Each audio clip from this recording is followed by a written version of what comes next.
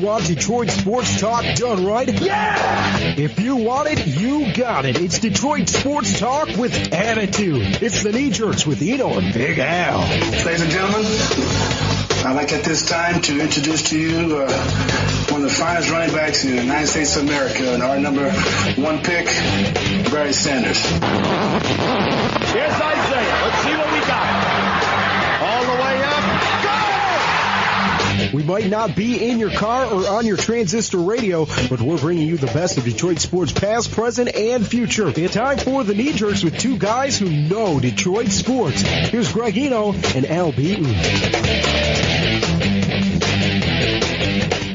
It's Tuesday, October 18th, 2022.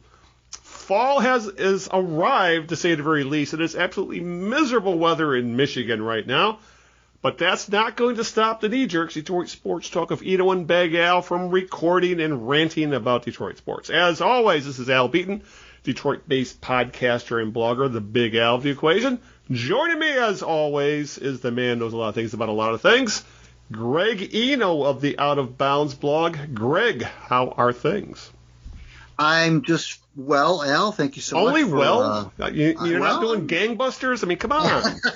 I mean, you're probably not even watching the Lions right now. You're probably going to apple orchards and stuff and getting loaded up on apple cider, that kind of fun stuff. I mean, you're a family man. Hard cider. There you go. Oh, my goodness. I am Greg, from WordPress Out of Bounds blog. You can read me there pretty much every Monday. I did a piece yesterday, which was about the wacky and crazy MLB playoffs. And check me out on Twitter at Greg Eno. Follow the Knee Jerks on Twitter at the Knee Jerks as well. And tonight we're very happy to bring back a good friend of the Knee Jerks, Siddy Hall, our resident NBA guru, stats guru, who will be talking to us about the NBA season, which opens up tonight as we record this Tuesday. The Pistons don't open up till tomorrow against the Magic, but we're going to be that as it may. We'll be talking to Steve about Steve/Siddy. He goes by Siddy about the season and about what he likes about the roster, what he doesn't like. You'll hear him get a little bit nervous about some of the players on the team, and not the least of which is Kate Cunningham. He's a little antsy about that. You'll hear that in a little bit. And a pre-recorded interview we did with him. We're going to be talking, of course, about the Red Wings. Al's got Red Wings on the docket. Of course, a little bit of Lions, and then we'll probably say goodbye. As far as the future goes, we're working on bringing back our good friend Stan Heath, the basketball coach at Eastern Michigan, which that program got a big boost the other day when Imani Bates was cleared. Well, actually, they brokered a deal about the gun charges, and so he's back. He's been reinstated, back with the program, cleared essentially of charges from a legal standpoint. So that's a big boom for the program, which was a little bit on thin ice when Imani was brought up on felony gun charges, but that looks like it's kind of been rectified. So he's back on the roster. So we hope to get Coach Heath on and talk about his 2022-2023 Eagles team, but we'll see about that. And I'm working on some other things in the background as well for some guests. But tonight, it's Siddy Hall. But before we do any of that stuff, we're going to play a game we like to call Whose Birthday Is It, Maestro? We baked you a birthday cake. If you get a tummy ache and you moan and groan and woe, don't forget we told you so. Happy birthday! Happy birthday! Everybody knows how we play this game by now. We give Al a clue or two or three of an individual whose birthday it is today in the world of sports. And if Al can correctly guess that person within the first two clues, he will receive the home version of the popular game show Supermarket Sweep. Oh, my God. Yeah, give me a shopping cart, and I'm going to load up on steaks or something there. So, oh, my God. The home version. Oh, boy. Okay, fire away. Yeah, right. Al, this person made his name in the world of football, I will tell you that. Mm-hmm. He was born on this date in 1939. He's 83 today. He's still with us. Very accomplished. Sometimes I give you these clues, and either the person is very accomplished as a player or afterward, but this person was actually accomplished both as a player and after his career. He was very decorated in both instances. And I will tell you that he is a Super Bowl winner. And I will tell you he comes from the same division as the Lions, but not with the Lions. All right, so that brings let's see, good Lord, we was with the same division as 82, won a Super Bowl. Probably then probably talking as a coach, especially considering his age. Good Lord.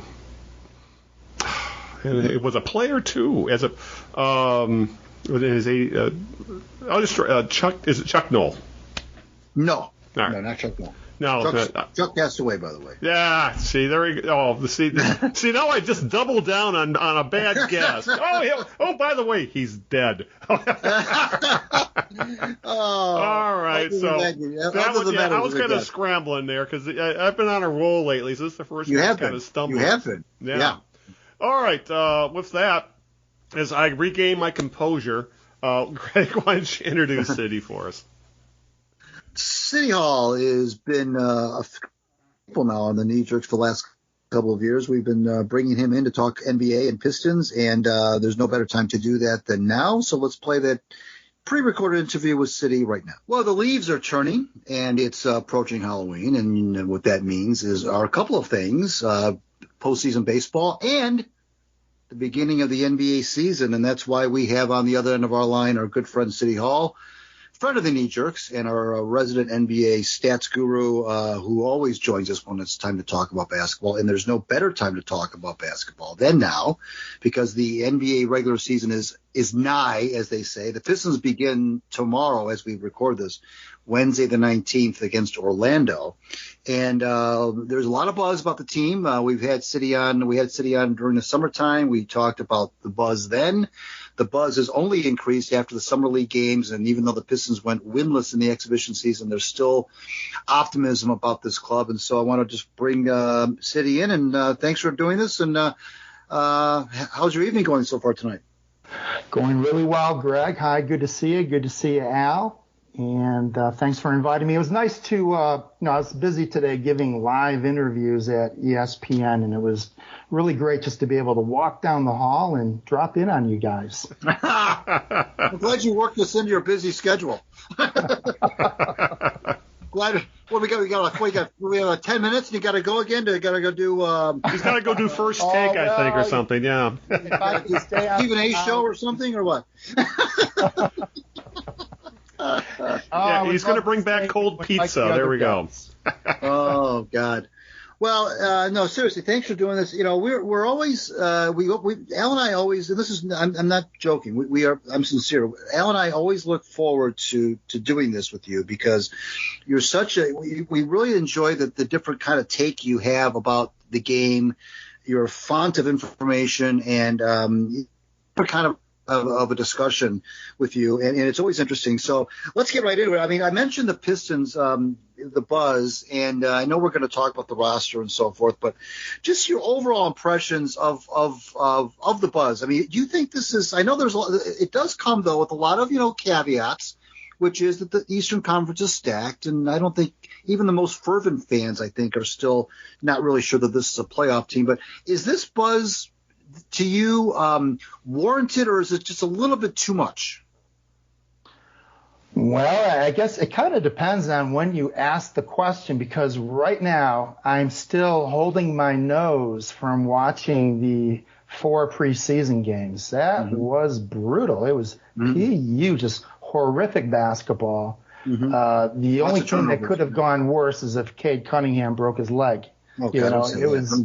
They got outscored by 14.5 points per game. Yeah. Offense was in complete disarray. Just looking at some of the numbers, by the way. I mean, we'll get back to the bigger question of what you asked, but I just want to point out just how brutal this preseason was. Minus 58 points over 4 games. Right.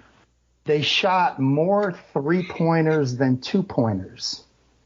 Which was ugly. I mean, the norm these days, last year, teams took of their scoring opportunities, I believe it was 54% were 2s, 35 were 3s, and 11 came from the line. And in the preseason, they were just jacking threes. It was a broken offense. So I'm worried about that. But, that's short-term stuff, right? Right. But, I was really excited. Let's go back in time. Let's go back to the pre-draft, pre-Jeremy Grant trade. And I was starting to get, I was rubbing my hands together going, okay, the short term could be interesting. I like this team. Got Jeremy Grant healthy, Cade going into year 2, the other guys going into year 3. Marvin Bagley looked good in his 20 games as a Piston. Isaiah Livers looked good in his 20 games. And then, Jeremy got traded, and that took a hit on the short term. Right. So, okay, fine. You started analyzing it some more. Okay, we got all these bigs now. Duran, the rookie, with Bagley, with Nerlens Noel. I'm thinking, okay, it's going to be a lob fest, a dunk-a-thon at one end, which is new for us. And then shot blocking at the other end. It's going to be a different kind of team. So, okay, I was getting excited again. I'm like, maybe this team can make a little bit of noise even this year. But here we are, terrible preseason. Nerlens Noel's out, Alex Burke is out, Bagley's out. The wind went out of my sail, at least on the short term. I'm not optimistic right now, at least for the way the first couple of months of the season. But we'll see. Well, I think that's fair. The thing that raised my eyebrows, I know you mentioned the minus 58 points in the preseason. It was the turnovers. They were turning the ball over and you mentioned the broken offense, and maybe that's part of what I'm saying is the turnovers maybe contributed to that, what you're calling a broken offense. But, I guess it depends, Siddy, on how much stock you put into these games. Does that have to, you have to take that in consideration too, right? That this is you don't go into these games with, win at all costs attitude necessarily. And they do need some time to gel, but were there turnovers? Is that because they're young, or is that because they just need to coalesce a little bit more? Well, the first part of your question, it's probably better not to even watch preseason because it's impossible to forget what you saw. Right. And probably, hey, look, I've told you this before, when changing sports and going way back in time, when the Lions used to play at Tiger Stadium, I attended a preseason game against the Miami Dolphins, who went on to their undefeated season, and the Lions clobbered them. So it's preseason, right?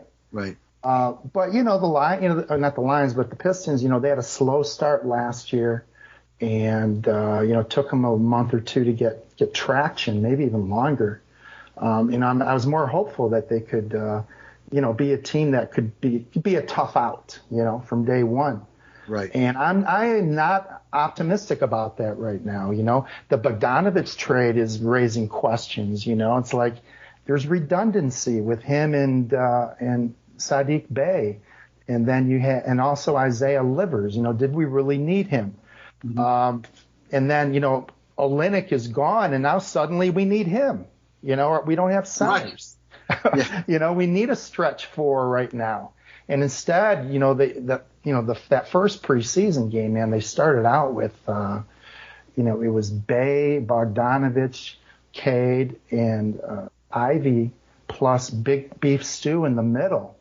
And it was really tough to watch. Here we were again, no alley-oop option. Mitchell Robinson was blocking everything at one end and dunking on the other end. And, it's like, oh, my God, where's the progress, So, but that's short term, and you have to sort of talk yourself out of focusing too much on that. Think about the player development. That's going to happen. But, we need some vets, though. Those vets need to be there if they're going to at least, compete and try to win games. We're talking with Siddy Hall, our NBA stats guru here in the Knee Jerks. I'm Greg Eno from my WordPress Out of Bounds blog, and Big Al Beaton is here as well. We'll bring Big Al in a second. Getting back to the three-pointers, you mentioned the stat that they took more three-pointers in the preseason than twos. Is that partly because the three-point shooting has been such a focus in terms of they improving on that, and Isaiah Stewart being asked, for example, just to name one player, is being asked to make that part of his arsenal. Is the amount of threes they took because simply they want reps on the threes? Well, I don't think anyone wants to shoot more threes than twos. I mean, the standard, there's been a trend, every year there are more three-pointers taken, but that increase has been slowing down. It's almost at a stop. Okay. And again, that's like 35, 36%. Basically, it's like 3 twos for 2 threes, if that makes any sense, if you were to line them up, and then you got your free throws. But, the twos, their success grows out. It's a byproduct of the three, The three opens up the floor. You can attack the rim. Right. Jaden Ivey's supposed to be a rim attacker. He has been. He looks good. Looks real good. Cade. But Ivey and Cade, combined, they shot 7 for 37 on threes. And I'm getting worried about Cade, because when he came out of Oklahoma State, he shot 40% on his threes, 85 at the line. That seemed like the one thing you could expect from him is he would be a good three-point shooter on an NBA floor. Shot 31 last year, bad number. And again, he started out 5 for 23. And I want to see it. I want to see him knocking down threes. It's critical that that's part of his game. So I don't know. It's easy to overanalyze and start wondering about his stroke and his technique and so forth. But Jaden Ivey, I'm a little less worried. We know we think he's not a pure shooter. We're just hoping he develops to be a respectable three-point shooter. Find a couple places on the floor where he's comfortable with it. He's a slasher. But anyway, why are they shooting that many threes? Go ask Coach. You can only speculate. Things look broken, things look busted. Beef Stew shooting threes, I'm cool with that. I'd like to see that continue. He was one of the guys knocking them down. So, but what does it mean exactly when they couldn't find good twos? They couldn't get shots near the basket. They weren't getting alley-oops. The bigs were gone. We're using Duren now. Duren's not supposed to be playing. It's supposed to be Noel and Bagley. And now we're going to enter the season with Beef Stew and Duren. I'm sorry, but that is not a good combo, at least right now. In the future, it could be great, but so it depends on how you're looking at this. Yeah. Let's bring Big Al into the discussion. What you got for City Hall? Yeah, we're speaking of people we're concerned about, and kind of get lost in the shuffle here with all the guards that have been brought in the off season, and shooters for that matter. I should say is Killian Hayes. He's entering his third year. He still hasn't developed that three-point stroke yet. And at this point, City, is Killian, is the guy we see in the court right now, is that who he is? Or there's still some hope for him to have that breakout where he actually becomes a productive shooter on the offensive end of the court? Well, his offense has to, he has to carry his weight, right? Right. So last year, final 10 games of the year, believe it or not, that was the first time he carried his weight for like a stretch of time. 3 weeks, he did okay. He had one game, he took about 25 shots, and that was cool. It seemed like, the main thing is he's getting up to speed. That was the big change last year.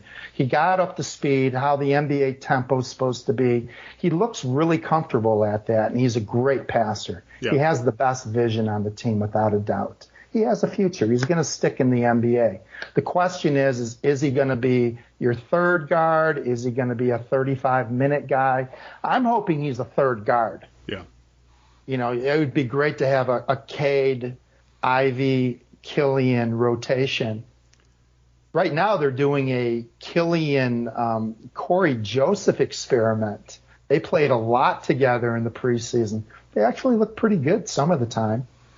Killian was one of the bright spots in the preseason. He had a couple of pretty good games. I'm optimistic for him. I mean, as long as you're not expecting him to be an all-star, but he can contribute. And remember, here's what's really important.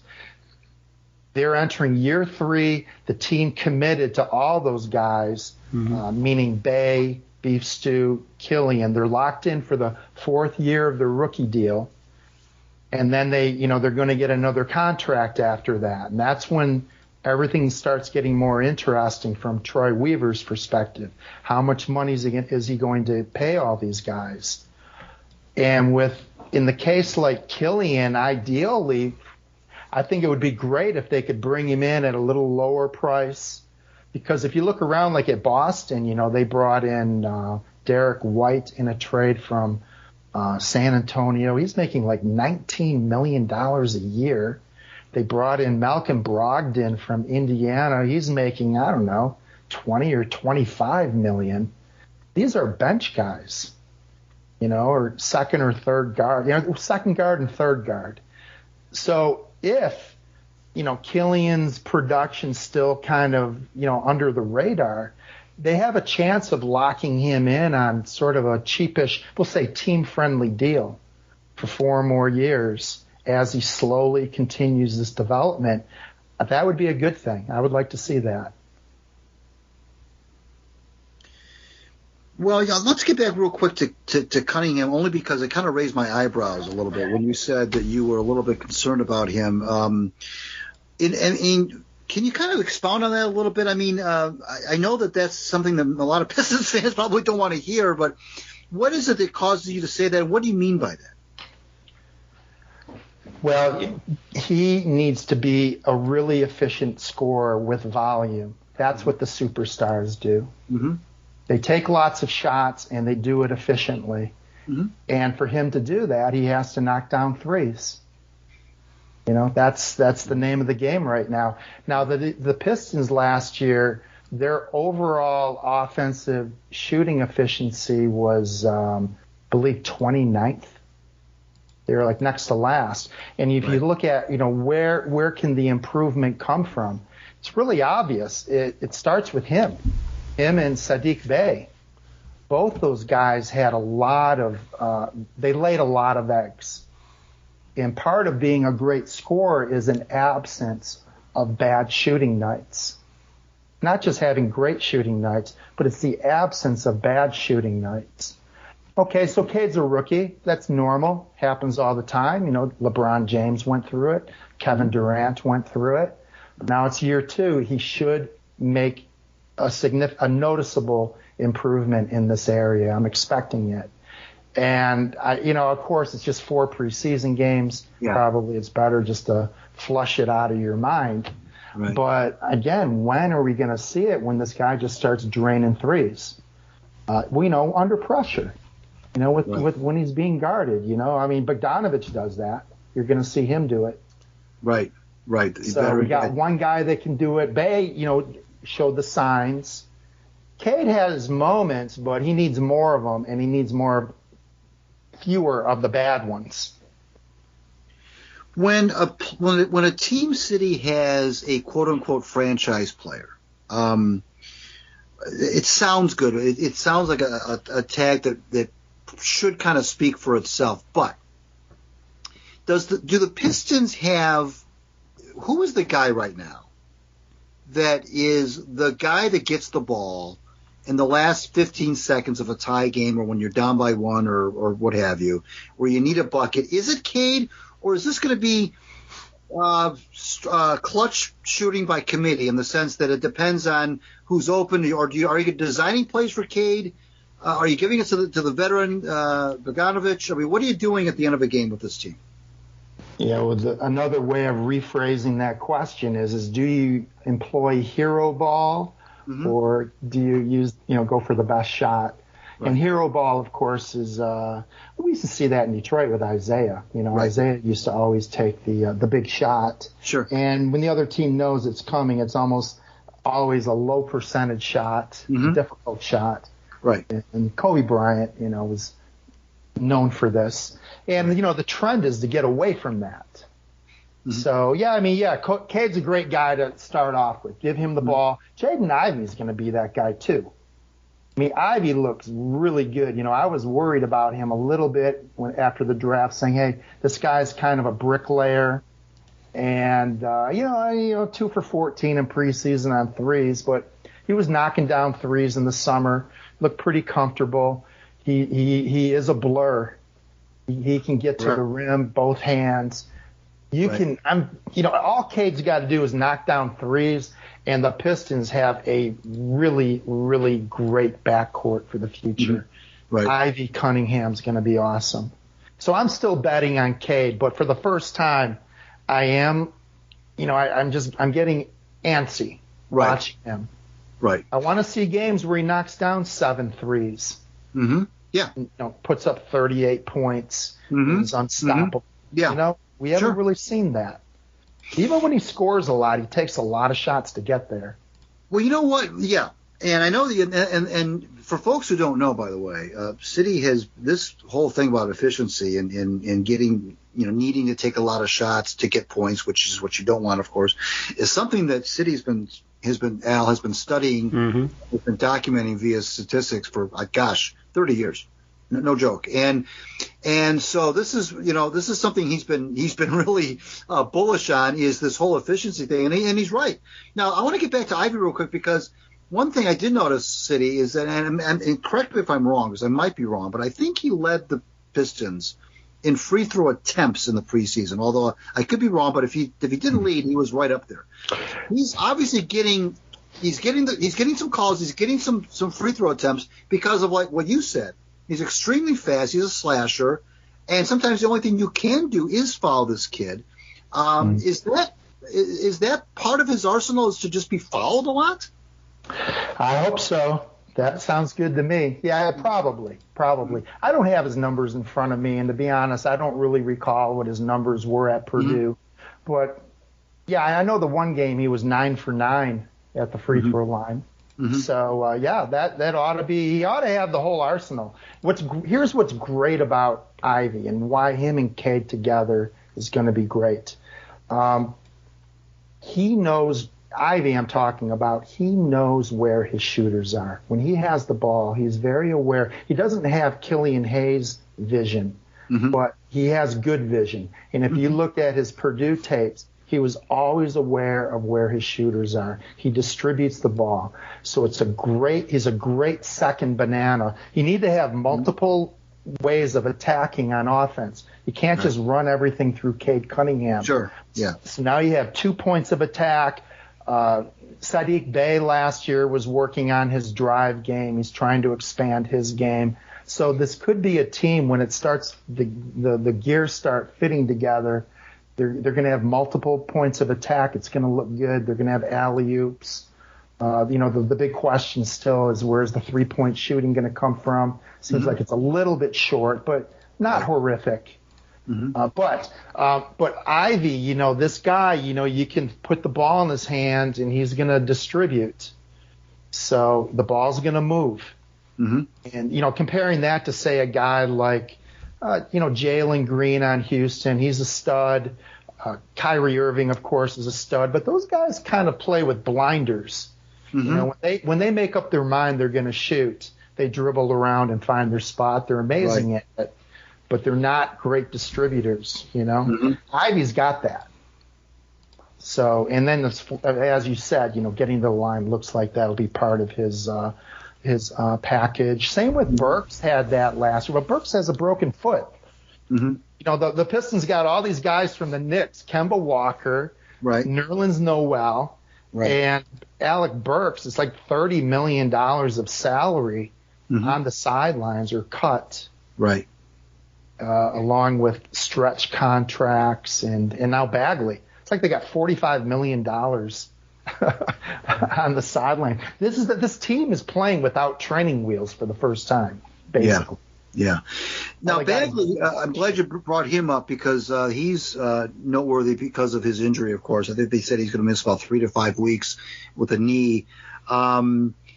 Always a concern, of course, when that happens, because you don't know what a guy's going to be like when he comes back. But let's look at the positive side of this. And I know I texted you about this earlier today, but whenever somebody goes down, of course, it opens up an opportunity for somebody else. So who takes advantage now, or who can take advantage, and will they take advantage of Bagley being out?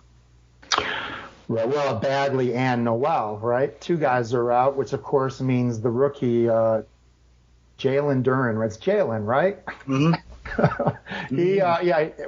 To me, it's premature. I mean, it's good that he can get some experience, but looking at him in preseason, he put up some numbers. He rebounded and had some dunks, but he's really raw. Mm-hmm. Okay, fine. Let him play. Let him get some experience. I was kind of assuming he was going to play in the G League a lot, as like because it seemed like he was fourth in line with Beef Stew and the two other guys. But now, out of necessity, he's going to have to play. Yeah. But I saw some stuff in the preseason that would make you shake your head. I mean, he's the youngest guy in the league. Yeah. Right. Yeah. But he's raw. He's got some talent. He can work on his game. Again, what you're kind of hearing out of me is I am a little bit antsy. I want to see this team compete now and have a chance to win every night. And it seems like that's slipping away, and we're back to just player development. Right. It's cool. Long term, it's fine. Yeah. Right. But short term, I want to see the Pistons, win some games. Yeah, that's learning how to win is always crucial. You don't want to be in a perpetual player development treadmill. I understand. Let's bring Big Al back. We're talking with Siddy Hall, our resident NBA stats guru here. You're listening to the Knee Jerks. I'm Greg Eno from WordPress Out of Bounds blog, and let's bring Big Al back in. What you got for Siddy Hall? There's been some talk. You've talked about how much this team really is desperate for three-point shooting. Is it possible that they might be able to get a lot of what they need from Isaiah Livers, the kid from Michigan? I'm a fan. I like Isaiah Livers a lot. He played about 20 games. The Pistons last year, their offensive numbers were dismal. Mm-hmm. As I said earlier, they were like, I think 29th in overall offense, 29th in overall shooting efficiency. If you were to look at all the leaders and all the offensive stats, there's nothing to look at. There are no Pistons in there. Probably their best scorer was Jeremy Grant. He only played 45 games, and he's gone. Bay had moments. But then if you start, you look at a little further down on the list, bring out your microscope and look a little closer, there were two guys that had good seasons last year. That was Marvin Bagley in his 20 games. And Livers in his 20 games. Livers looked like he belonged the whole time. Mm-hmm. He's also older than all those young guys. He's 24 years old. I talked about that the last time I was here. And he's not that young, so he should be physically more ready to just step in and do it. He looks good to me. And I'm starting to wonder, just from watching this horrific preseason and watching, Bogdanovich being exposed defensively, with no Rudy Gobert behind him to rescue him. Bogdanovich is 34 years old. He's not a kid. And I'm wondering if maybe we should have just been going with Livers. Maybe that's the guy, He's 24, a little bit more bouncy in his step. But not to, I'm not attacking Bogdanovich. He's a strong guy. He can, on your switches, he can battle guys that are bigger than him. He's a great offensive player, plays with confidence. But to me, if you put Livers and Bogdanovich next to each other, I'd have to think about that. I like Livers. Mm. Yeah, speaking of Bogdanovich, is he here after the trade deadline, considering his age, his ability to shoot three, and the fact it's an expiring contract? I would expect so. I mean, I don't think expiring contracts are worth very much these days. I think that's one of the reasons why Danny Ainge made that trade, is he received a guy in Kelly Olynyk with an extra year at less money who might have more trade value because of that extra year. And recently it's really hard to get a first-round draft pick. You're just, look at Derrick Rose. They got a second for him, who turned into Isaiah Livers. So that worked out. But I don't think they brought Bogdanovich in just to flip him. They're trying to win, But they weren't expecting, and maybe I don't know exactly, but Burks with his foot, I don't know if that had influence on the decision. I don't remember the timeline on the discovery of his injury and the timing of the trade. Siddy, you talked about you said you're a little antsy. You want to see some steps forward, and you mentioned wins, and I feel like the Pistons are kind of in that weird spot right now where the rebuild is a little I wouldn't say it's at the very beginning of the rebuild, but nor is it at the end. So Greg, it is year 3 of the 8-year plan. Okay. Right? Okay. So the Eastern Conference everybody knows the Eastern Conference is stacked. It's got a lot of really good teams. So again, like I said at the top of the discussion, I don't know that there's even the most fervent fans necessarily believe that this is a playoff team. But you mentioned a few moments ago about winning some games. You say they want to win some games, and so I feel like they're in this weird spot where at what point do you consider this a successful year? If you're really probably, let's face it, probably not a playoff team, probably not even a play. And they won 23 games last year, and they needed a really kind of a hot streak, frankly, at the end of the year to even reach 23 wins. How do you feel? I mean, what's the magic number here? 30 wins is considered what's considered success for this team? I'm really kind of at a loss to really. Let's fast forward the clock to April of 2023. What's a successful season for these guys? Yeah, that's a great question because there's like a recalibration with all these guys out. Yeah. Look at it this way. To be a 500 team, if you think about it sort of in the abstract, that means if you're average on offense and average on defense, you're 500. Your points per game differential would be about 0. That puts you at 500. The Pistons last year were minus 7.7, I think, near the bottom. So to get that kind of, they finished 20 games out of the play-in. Took 43 wins to finish in 10th place out of 15, which is crazy. Right. I'm assuming that number is going to go down. But let's just talk about that points per game number. So, Cade Cunningham, he shot the ball poor, trying to make a prediction. Okay. Let me call up some numbers. I need to look at these numbers real quick. Let's just talk about the defense. And you have to talk about the two different teams, the teams with the injured guys being active, the shot blockers, or without. Without, it seems like we have the same team as last year, not a whole lot different. So I wouldn't expect a huge change from last year. But with shot blocking at one end, maybe they could be an average defensive team. It doesn't seem impossible. So last year, again, I'm calling up the numbers right now. I think they're like 25th in overall defense, the way I rate them.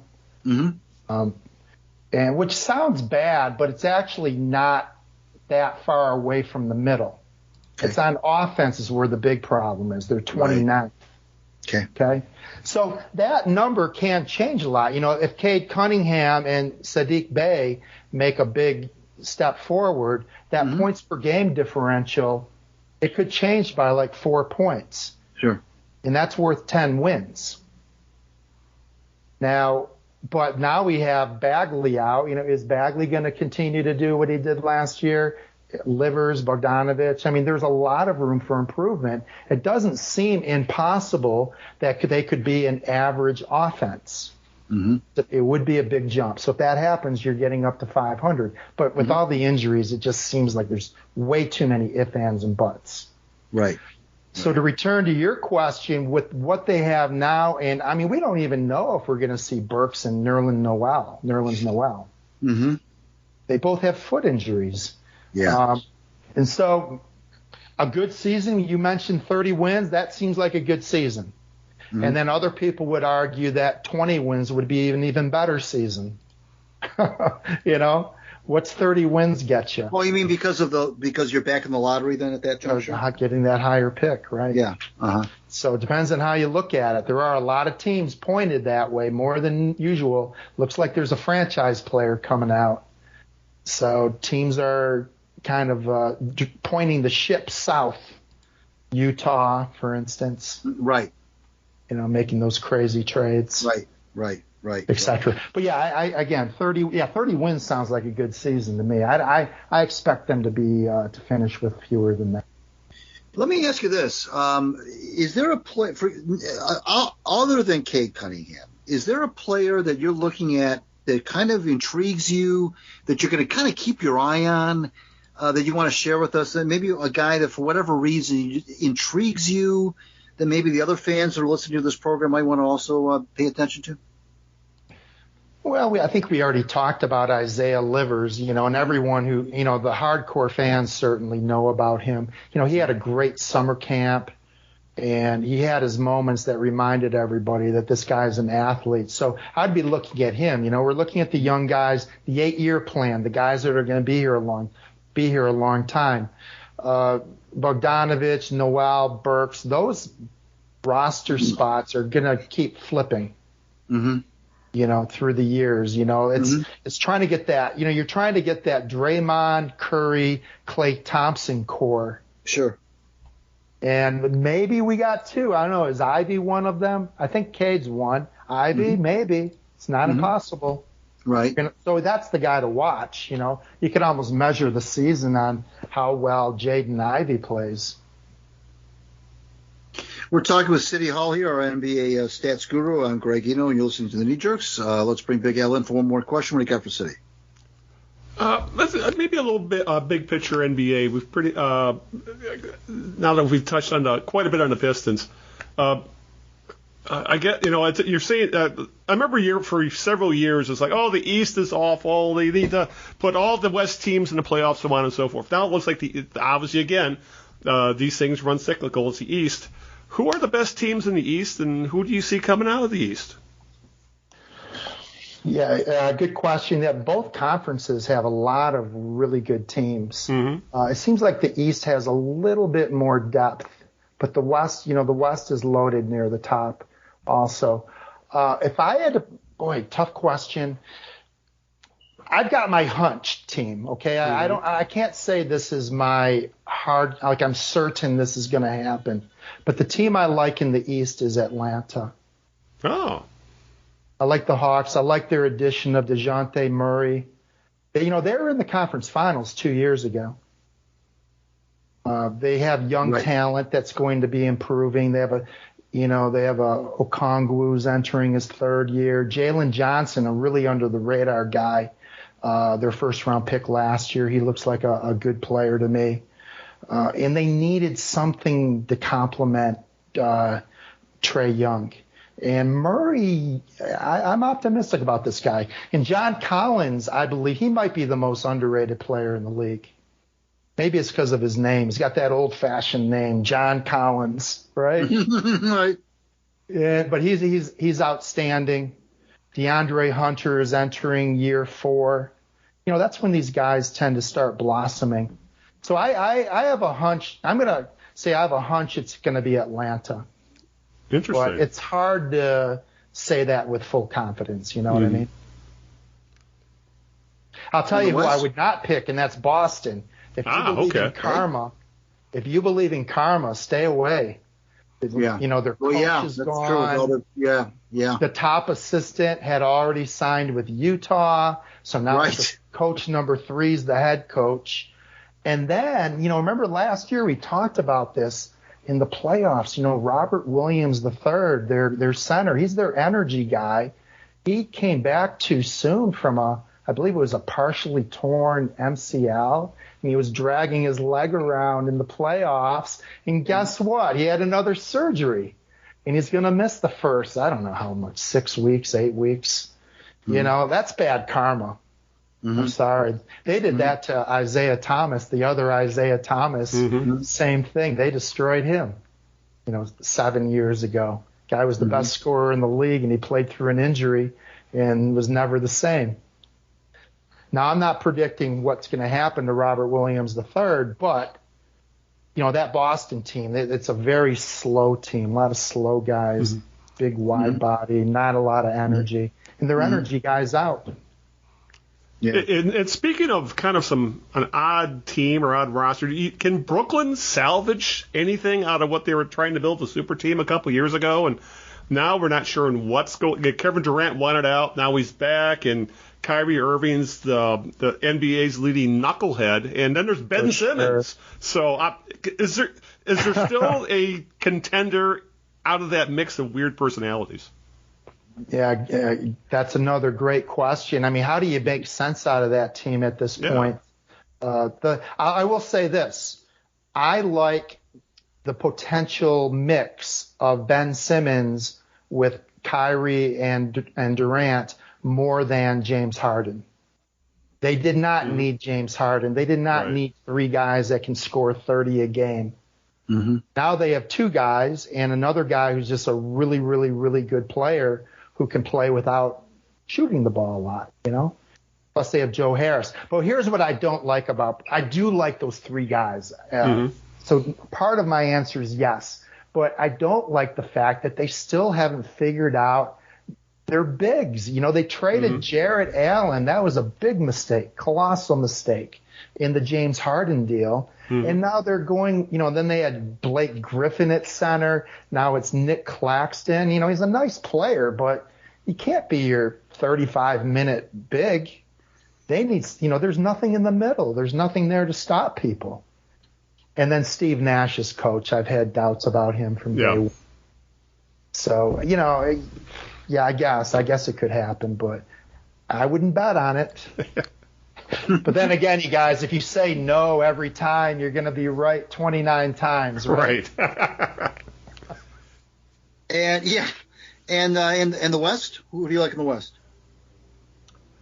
The West has has two teams that I like a lot. My pick to win the title, you're going to laugh because of our previous conversations, but to me, it's Golden State's the favorite. And, as like last year, I had Boston beating them. And now a year later, like I was really surprised to see the odds having Golden State so low. Not even the best record in the league. They lost a couple of guys. I guess, everyone has these computer models now. And Golden State's, big three is now a year older. But let's compare Golden State to Milwaukee, the last two champs. Milwaukee hit that, salary cap limit, that every good team runs into. Boston ran into it, where you start having to pay everybody and there's no cash left. And as a result, there's no influx of young talent. Milwaukee's the same team as they were 2 years ago. They're just older and missing DiVincenzo, and who they gave away. And then there's no young talent. You need a boost. Someone has to come in, internally to make that team better. It's not there. Golden State, on the other hand, has James Wiseman, the number 2 pick in the draft who's now entering year 3. Didn't play a game last year. They have Kuminga, who was the number 7 pick last year. He was very good for them. And Moses Moody, who was like the number 12 pick or something, he had moments with them last year. And they added DiVincenzo for $4 million a year. They are going to be better. And now, Wiggins had the great finals. He's going to play with more confidence. The big three does not have to carry the whole load.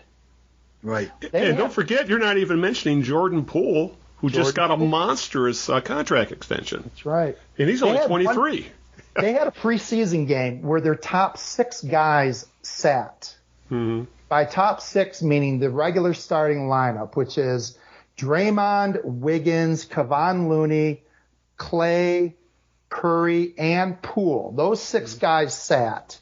They started the guys I mentioned, the young guys, DiVincenzo, and one other guy, and they won by 40.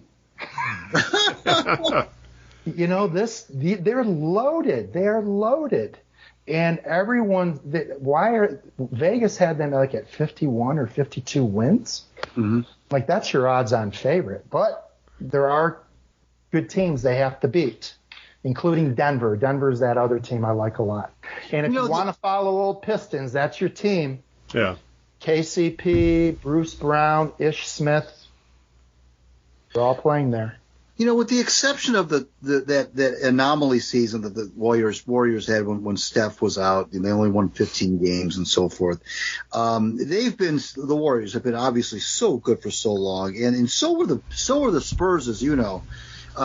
For so many years, the Spurs with Popovich they always seemed to just win 50 games in their sleep. And now, is this organization, this Golden State team? I mean, are they and this may sound like a kind of a stupid question because maybe the answer is obvious. Are they like the model? I don't mean in terms of wins and losses, City, but are the Warriors the model franchise of how to build a team and keep it together? We mentioned Brooklyn a little while ago. We mentioned Boston, and some of these teams are maybe not as sustainable, even Milwaukee to a degree.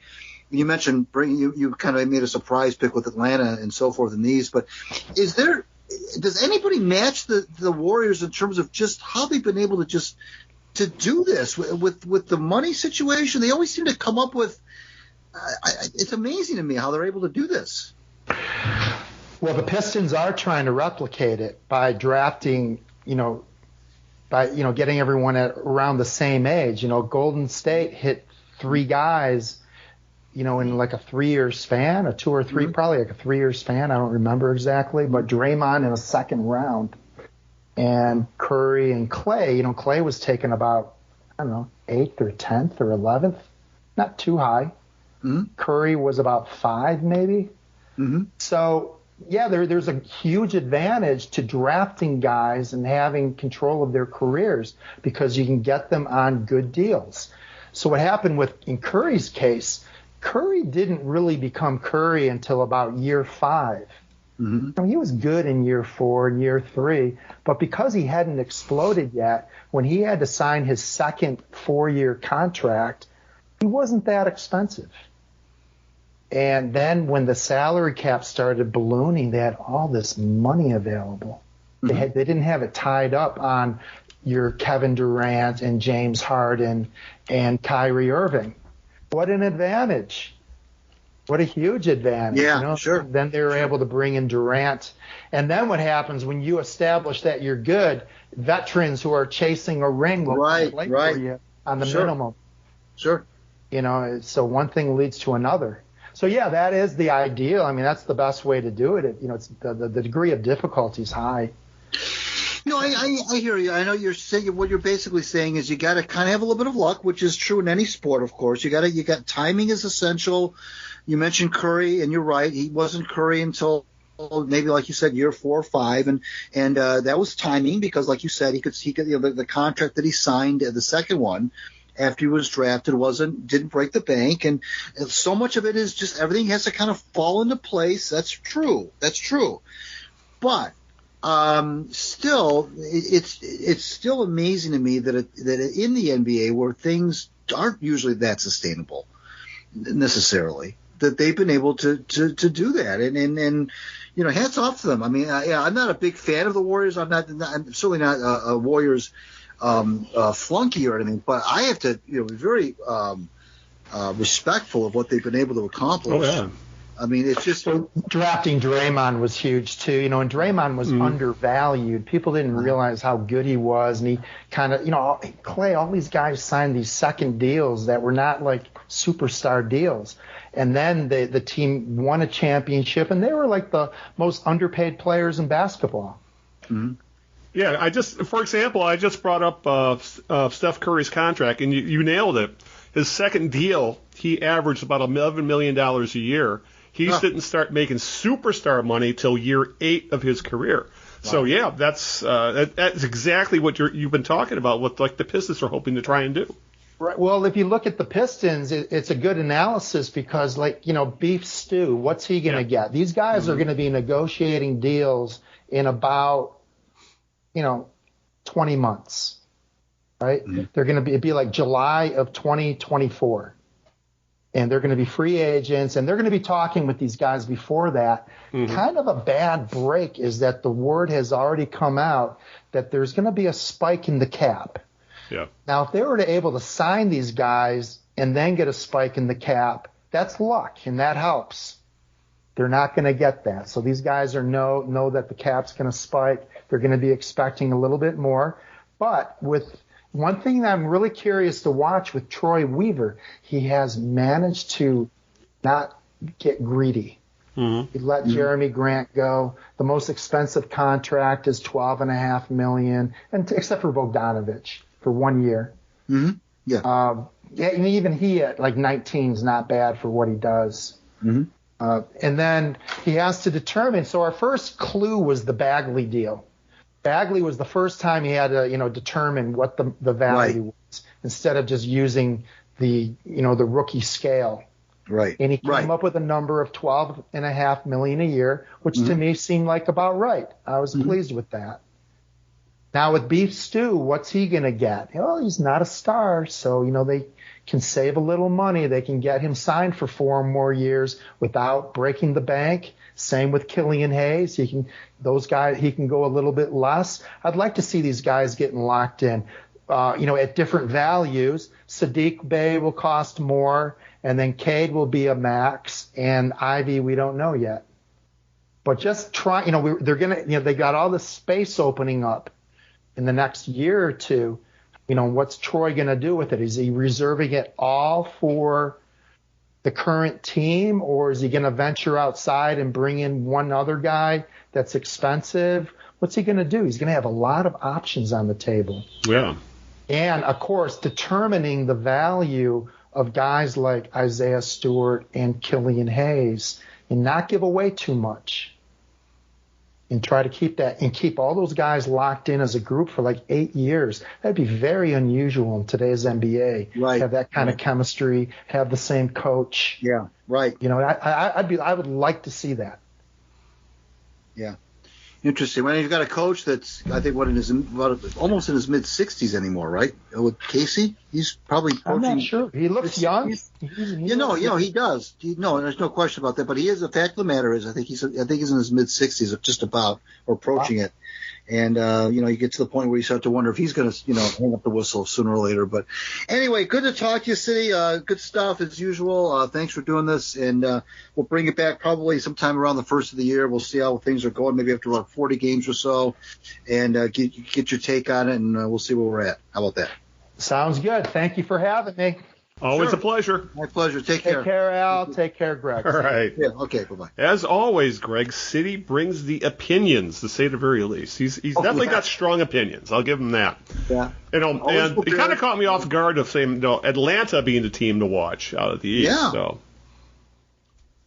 Yeah, absolutely. But he's always well prepared, and yes. He gets those numbers out and he breaks things down, and it's pretty fascinating to listen to him talk. That's for sure. And to say this is also, he definitely is not a Kool-Aid drinker when it comes to the Pistons. No, especially considering a lot of the Kool-Aid drinking we saw this year from Tigers and Lions fans and how much that has backfired. Yeah, he plays it kind of down the middle. He plays it straight. Yeah. He's definitely not a Kool-Aid drinker, but he's also not, adverse. Yeah, he's not dismissing them completely. He just needs to see more, and there are definitely concerns with Cade Cunningham. I think more than anything, with his athleticism, which plays into his ability to get the three-point shot off. So, yeah, there's definitely things to worry about with the Pistons. There's a lot encouraging, but there's also they aren't out of the woods yet, as he would say. Right. This is not a playoff team, despite what some people would hope.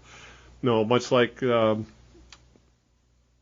probably in better shape than the Tigers, probably maybe than the Lions, but I don't think they're as good a shape as the Red Wings, which I think is going to be our next topic. But before we get to that, Greg, why don't you get to question 2 of the birthday game? I will do that right now. This person, like I said, made his name in the world of football, born in this state in 1939. He is one of only 2 people, Al, to win an NFL title as a player, an assistant coach, and a head coach. Yeah. Tom Flores being the only other one. Mm-hmm. And he was an offensive player who played for a team that it was long been in the Lions division. All right. Mike Ditka? Mike Ditka. Iron Mike. Yeah. Absolutely. I had to think of a guy who was essentially a great player of that era and also was a well-known coach. How many of them are there at this point? Right. So, some of the ones, when you'd think of that were great players that became great coaches didn't fit the timeline, like a Tom Landry, Right. So, right. yeah, right. So I guess Ditka would be, who else is there at this point when it comes to that, so. For those who might not know or who have forgotten, I would encourage you to queue up some video of Mike Ditka as a player on YouTube. He was ridiculously good player. Oh my God. He was unbelievable. He was the prototype of the modern tight end. Oh, and he would get the ball, catch the ball 10, 15 yards downfield and just run over the rest of the team. Just run them all over. He was unbelievable. And, he won it. Of course, he won it as a player with the Bears. He won as an assistant coach with the Cowboys, and of course, as a head coach with the Bears, and also as a player with the Cowboys. Yeah, that's right. He won an NFL championship with the Bears in '63. Won the Super Bowl with the Cowboys in '72. I think that was his last year. Well, the '71 season, the '72 Super Bowl, and Tom Landry gave him a shot as an assistant coach. And when the Bears job opened up, Ditka wrote George Halas a letter. Basically explaining how much he wanted to be coach of the Bears. It was his dream to be coach of the Bears. And Halas took him up on it. Yeah. And obviously they won the Super Bowl a few years later. And so good stuff, Mike Ditka. Very, very conservative in his political views. I don't agree with him politically. But as a football player, my gosh, he was. Yeah, in a lot of ways, Ditka's almost like a parody of himself anymore. Yeah, right. He really is. That's true. You're right. It's up Bears. So, all right, Greg. With that, we're going to probably just since we already touched on the Pistons and there's no Tigers news going on right now, thank God. Let's talk a little bit of Red Wings, who are actually giving us a little bit of hope right now because, well, they had a really nice start to the season. The regular season started last weekend. They had 3 games in 4 days, and they took 5 of a possible 6 points. They kicked off the season with back-to-back wins, 3-0 shutout over the Habs, with Ville Husso in his debut as a Red Wing in goal, and then they took on the Devils 5-2 with Nedeljkovic in goal. Monday, the Wings stole a point, and how often can we say that recently, from the Kings in a 5-4 overtime loss. They scored with 40 seconds left to play. They sent it overtime, and the only reason it was even at that point was thanks to Dylan Larkin making one of the best defensive plays you'll ever see when he broke up an empty net goal by just out-hustling and out-skating the other guy. It was a wonderful play. So far so good with the how is it Lalone era? Yeah. And so far so good. They're scoring goals, which is nice, but special teams have been an issue. The penalty kill has been good. The PK has been solid. They're held opponent scoreless in 16 opportunities. But as always, Greg, the power play is still problematic. It's 1 of 17. But so far so good, especially when it comes to some of the players that Steve Yzerman picked up in free agency.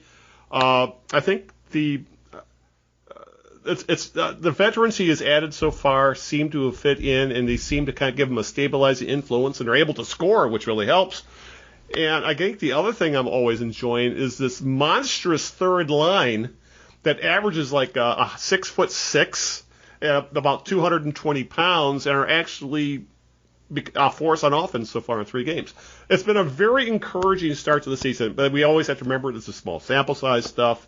Things can change very quickly in NHL. But at the very least, Greg, it's very encouraging watching the Wings playing some entertaining hockey, which is something we haven't been able to say for a few years now. The thing that has struck me so far about them, and you mentioned obviously it's only 3 games, but the thing that I'm noticing right off the jump, I mean, that just leaps out at me when I watch this team play, and I've watched I didn't see the game in New Jersey very much, but I saw the other 2. Yeah, is their tenacity the tenacity. I mean, they just seem to be a harder team to play against. Yes. I know that's a very subjective thing to say, and I don't have any real metrics to back that up. But the eye test just tells me. Now they did, against the Kings last night. The Kings are a very good team. Kings have a lot of goal scorers. It's hard to keep them down, but.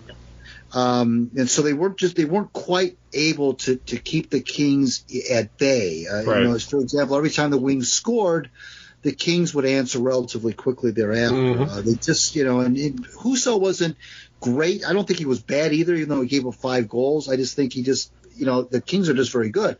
Yeah. And I didn't see, nor did I think that those goals, Al, that they gave up were really necessarily a result of defensive breakdowns like you've seen in the past. So I'm very encouraged by that. I like the fact that the first 8 goals they scored of the season were all scored by 8 different shooters, which is amazing. You mentioned Larkin's defensive play at the end of the Kings game, which was, the hockey version of Tayshaun Prince. Yes, that's a very good comparison, honestly. Yeah, and albeit they didn't get the win, but they got a point that they probably would not have gotten, or certainly would not have gotten if Larkin doesn't make that play. So it really didn't. To me, it wasn't that big of a disappointment when they lost in overtime, right? Because they shouldn't even have been to overtime, just frankly. But I like the fact that they took care of business with the Devils. Now, granted, the Devils and the Canadiens are not anywhere near the cream of the crop in the NHL. I get it. But they really took care of business in New Jersey especially. They got the lead. They buttoned it down in the third period, which has not always been the case, as you know, with this team. Third periods have often been a kind of a wild roller coaster ride with them. You don't know if you're going to, with under the Jeff Blashill era. Now, you mentioned and let's in all fairness to Jeff Blashill. Jeff Blashill did not have Kopp. He did not have Perron. He didn't have all these other guys that Söderblom and on and on and on. He didn't have these guys last year. So to be fair to him, this is a different roster for sure. And you mentioned the guys that Steve Yzerman brought in, and right away, many of them are making impact right away.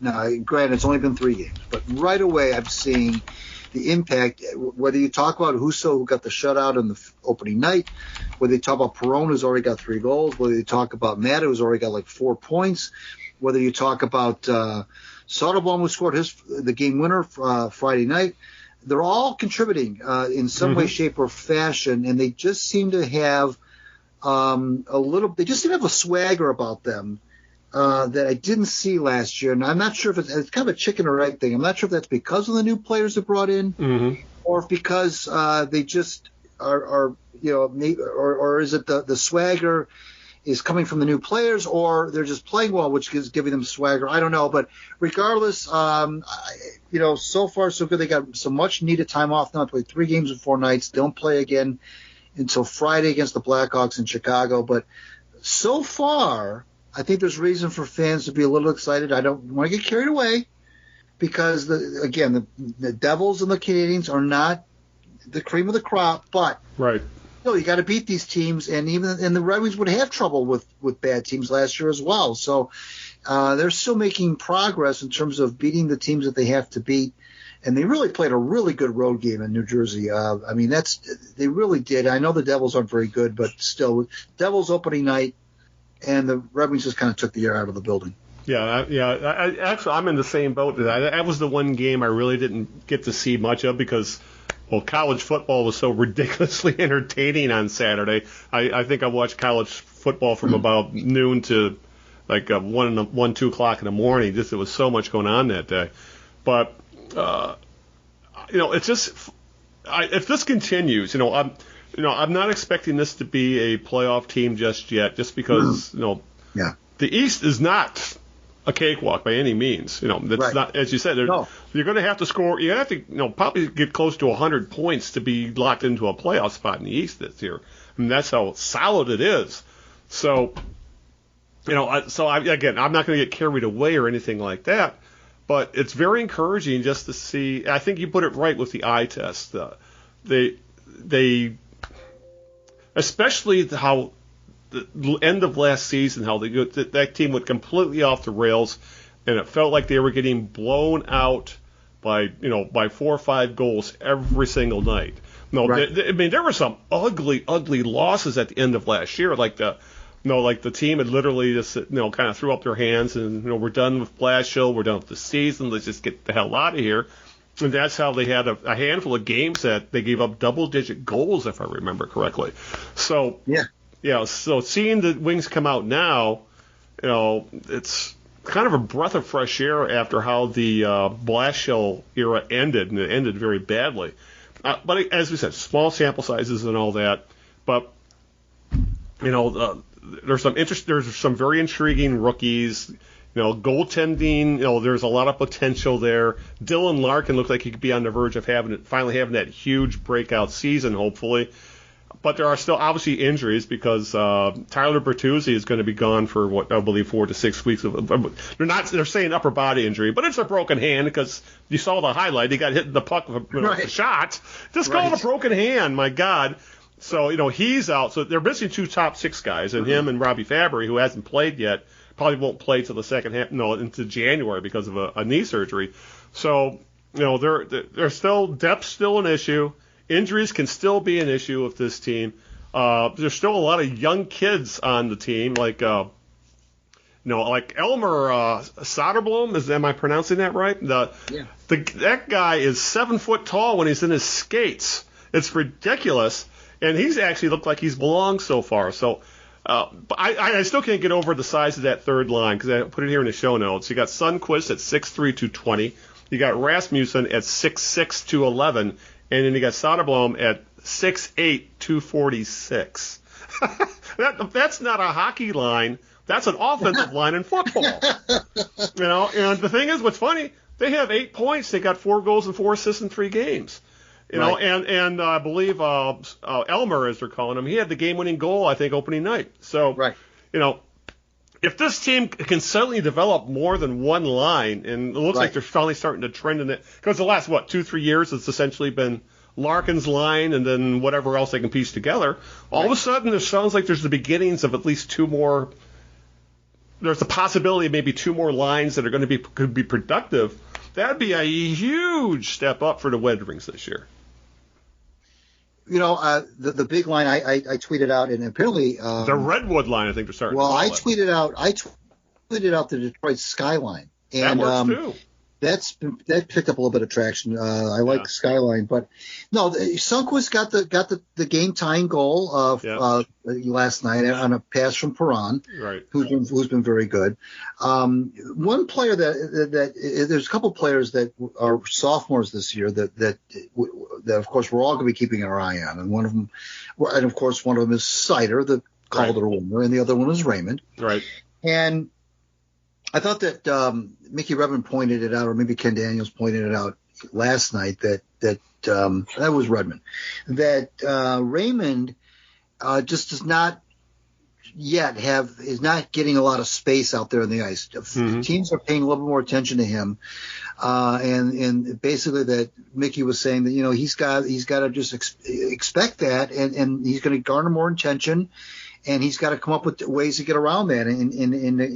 You can say, didn't we see that with Dylan Larkin, where he seemed to take a step back his second year, and it took him an extra season once people figured out, this kid's fast and can score. Much like he's going to have to. Larkin figured it out. Now Raymond has to. You're right. Now, as far as Seider goes, though, that does not apply to him. Right. He's a defenseman, and it's a different ballgame. But I've been watching Seider almost very closely the games I've seen so far, because I'm really curious. Because I know when we had Kenny Cal on the show a couple months ago, I was going on and on and on about Seider, and so I wanted to watch how this kid's playing, and he just again,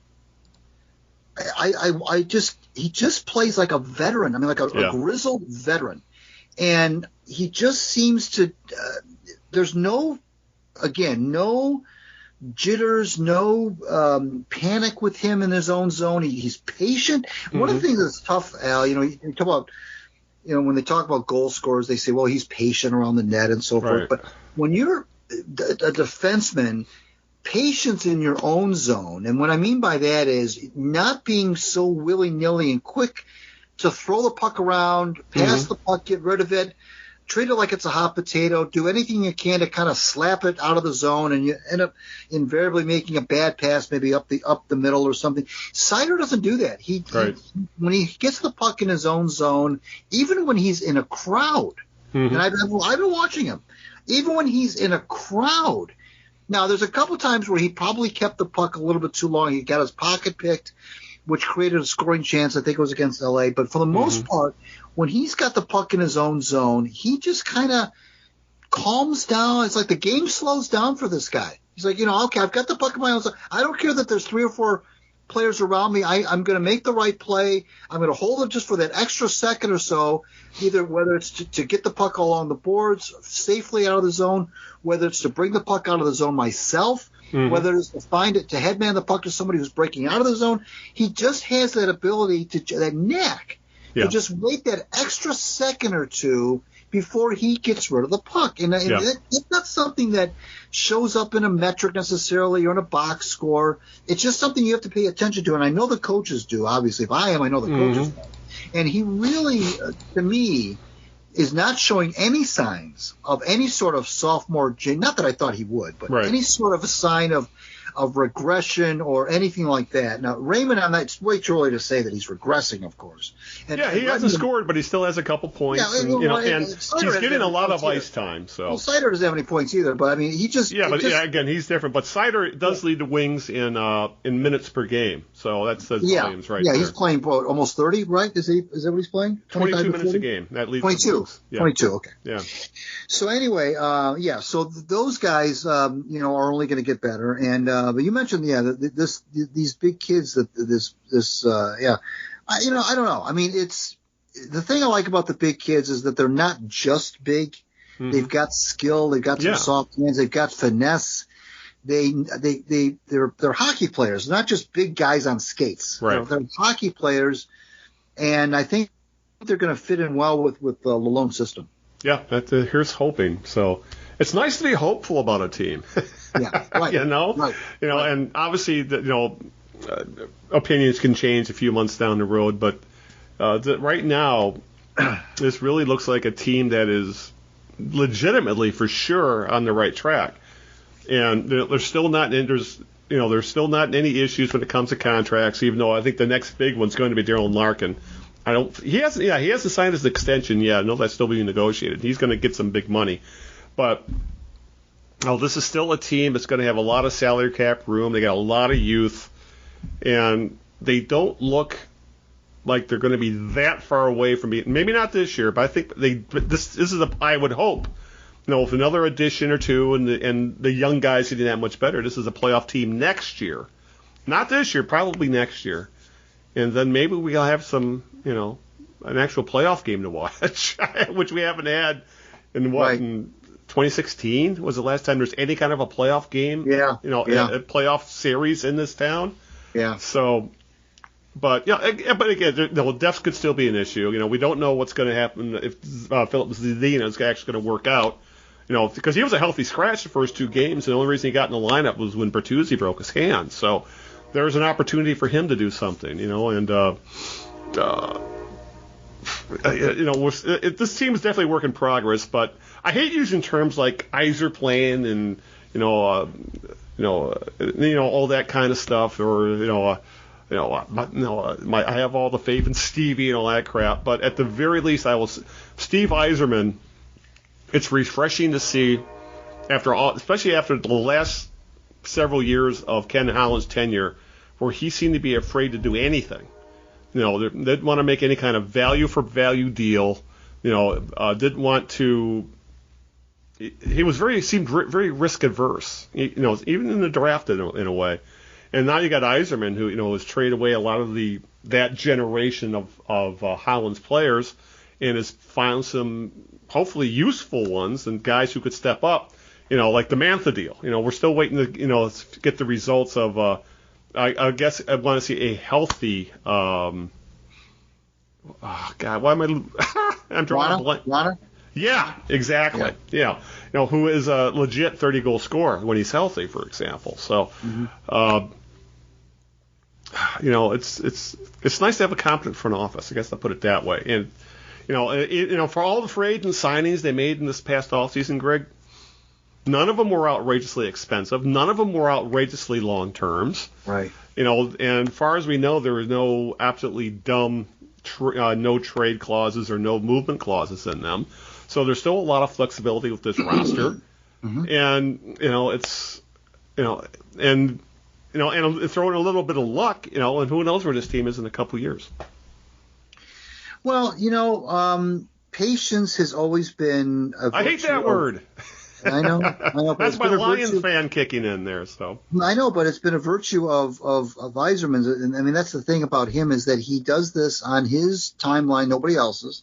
Yeah. He doesn't panic. He doesn't make wacky moves and hand out big fat contracts, and he doesn't do anything that's anything other than what he's going to do according to his timeline. And so he brought in these players. I mentioned that Jeff Blashill didn't have those players last year, but he brought in these guys at the free agency with free agency because he felt like it was the right time to fortify the roster with players outside of the organization, and that it was time now to do that. And so I think what you're seeing is the info. When we talk with Siddy, he was talking about the Pistons really kind of lacking a little bit of veteran presence on their roster.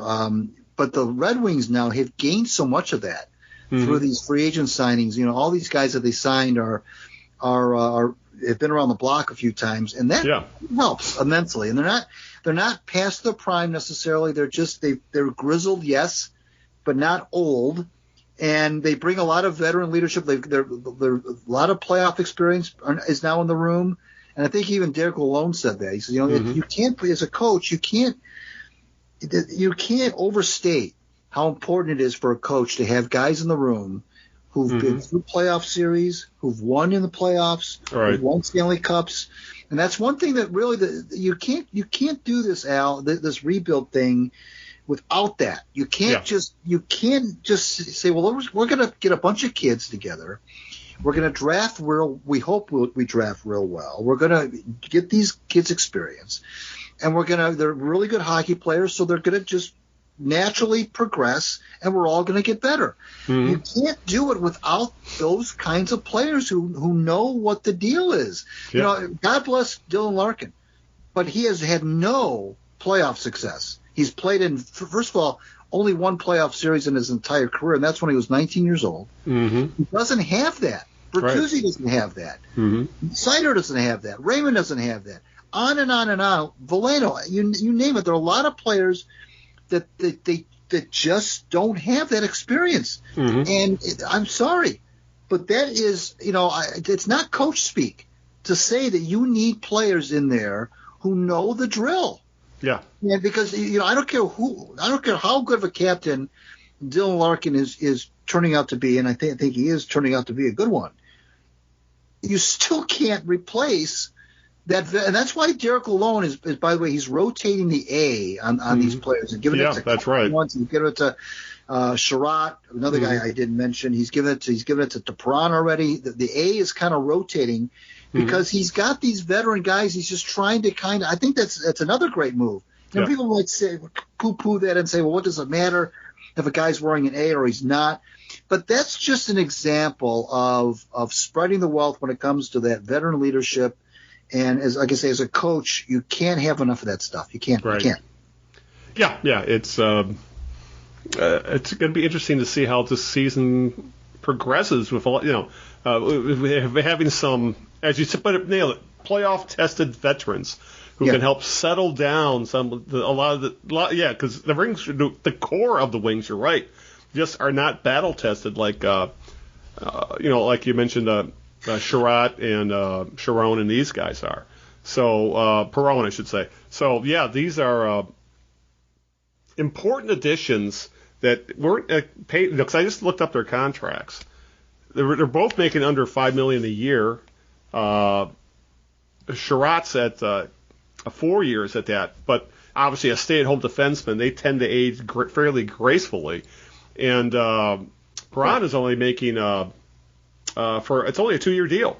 Even though so these are very livable contracts for these aren't star players, but these are legitimate NHL established NHL players who would play on pretty much any team in the league, right? Which would be which is something the Wings have lacked for a few years. These kind of veterans who, like I said, and you're right, Steve Yzerman essentially said, it's time to add some winning players to this organization, and that's exactly what he did with players like this. And by the way, Al, there's a difference between some of the folks who are listening to this may say, well, what about the Luke Glendennings of the world, and what about the the Darren Helms of the world, the players that they've had in the recent past who have tasted that kind of success, but with the Red Wings, there's a difference between guys who have experienced it long time ago when the team was in a different stage of their development. And guys, and when you there's a difference between those kind of players and players from outside your organization who have experienced winning with other organizations. You say, well, why is that? Well, the reason why is because those players that I mentioned, the Helms of the world, Glendennings and so forth, they were all real young guys when the Red Wings were good. They were not leaders. They were not at all leaders because they were too young. They didn't have the experience. They just lacked that. So at the time, they were just kind of these, filled out the roster. Yes, they had their place, and they were legitimate NHL players, but their leadership skills weren't there then. And there's a difference between guys just kind of hanging around who, gosh, he's been with us. Glendenning's been with us forever. Why doesn't he have leadership? There's a difference between those kind of players and guys you bring in from other organizations who've tasted success recently with other organizations who aren't like, represent remnants of building, and so there's a difference between those kind of players. So when you bring in a Perron and Sherrod and Kopp and guys like that, it's different. It just is, Husso and so forth, guys who have played in the playoffs and in some cases have gone all the way, or at least deep in the playoffs. It's just different than guys who just kind of hang around as Red Wings because of some sort of legacy. And these guys we're talking about have played for more than one organization, and they've seen what works and what doesn't. And like the guys you're talking about who are they were lifetime Wings. That's all they knew, So well, and why did they come here? Listen to them talk. The guys that came here, they said it. Well, I came here because of Yzerman. Yep. Yzerman calls, I'm listening. Exactly. Yeah, Yzerman calls, I'm listening, and he knows how to build teams, and I want to be a part of it. And again, there's no substitute for that kind of that's a free agency recruiting tool that a lot of teams just don't have. Yeah, exactly. Boy, it's nice to talk positive about a team, isn't it? Yeah. All right, we're not going to go super long tonight, so let's touch a little bit on the Lions, who at least they didn't lose the bye week, right? I mean, that's something. But since we last spoke, the Lions entered a bye week at 1-4 after an awful 29-0 road loss to the Patriots. Thank God I didn't really get a chance to watch that game. I was up at the cabin during that game, and I was filing my phone, and I listened to it for a while. Once I knew it was obvious that game was over early, so I kind of caught up on it after the fact because I wasn't about to ruin my vacation with the damn Lions getting throttled. Making Bailey Zappi, was it a 4th or 5th round rookie? He had put up 100 passer rating. He was 17 for 21.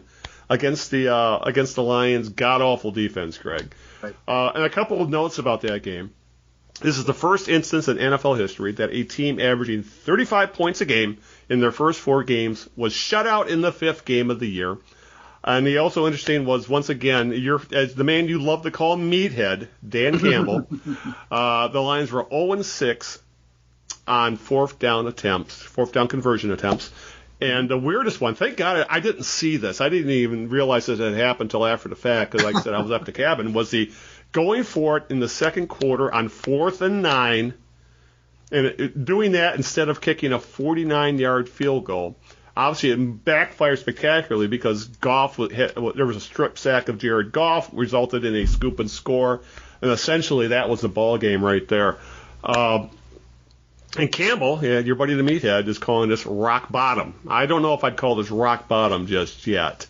But things aren't looking up, Greg, because the Lions this week hit the road. They go to Dallas, who are 4-2, look pretty good, and that's 4-2 with Cooper Rush as their quarterback because Dak Prescott has missed like the last month, and Prescott says he's going to be back, or he's expected to be back against the Lions. So this is a team that suddenly looks in quite a bit of disarray, especially for one that's supposedly being run by a rah-rah players coach that they would do anything for, so to speak.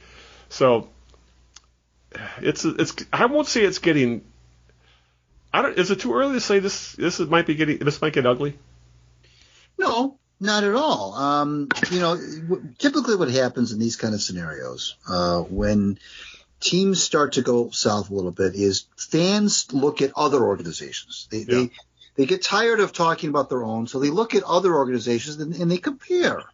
Mm-hmm. And right now, I'm not sure if you've noticed it, because I have on social media, Lions Twitter is starting to look at the Jets and say, Giants, yes. And the Giants and say, geez, weren't they in the same boat as the Lions a couple of years ago? And in the Giants' case, even worse. The Giants have been bad for years. Yes. And the Jets too as well. But I mean, the Giants were, really underperforming, and they went through a bunch of coaches and so forth. And then here's the comparison to the Jets is pretty obvious. The reason why is because their coach Robert Saleh is in the same timeline of his tenure with the Jets, and interviewed with the Lions as well. Interviewed with the Lions. Yes, Saleh was the hot commodity, from the 49ers, and he got a bunch of interviews, and you mentioned Detroit was one of them, and he's from Dearborn and so forth, and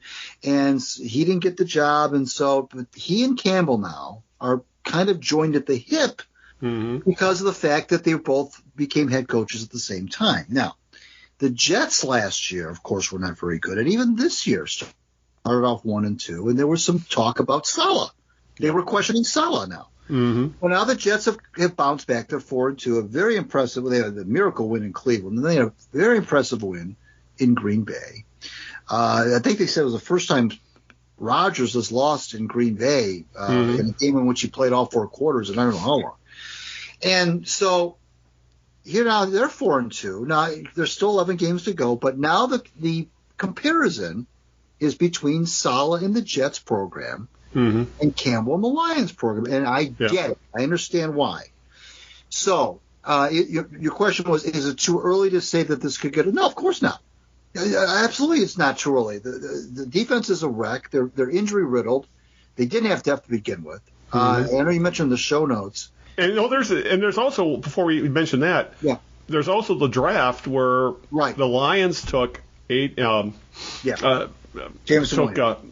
took the defensive end from Michigan, took Aiden Hutchinson, and then the Jets, who we picked 5th, picked Sauce Gardner, who has now looked like the NFL Defensive Rookie of the Year the way he's playing, while Hutchinson looks like he still has a lot to figure out. So you factor that in as well. So, and I'm sorry, where were you going then? No, that's good. No, you're right. Yeah. That's another one. What I was going to mention was what you put in the show notes, which is no kicker. No kicker.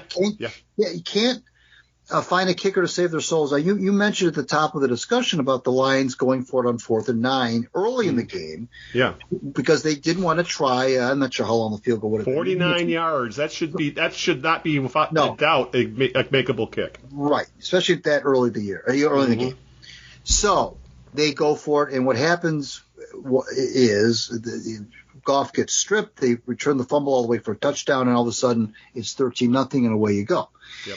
So why did that happen? Well, apparently Campbell didn't have a lot of confidence in Badgley, the guy that they got off the waiver wire from Chicago.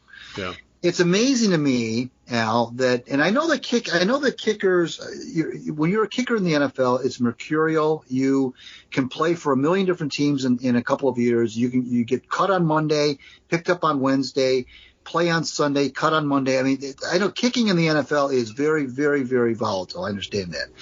But they have not been able to figure out, when I say they, Brad Holmes has not been able to figure out the kicking situation ever since they let Prater go. And,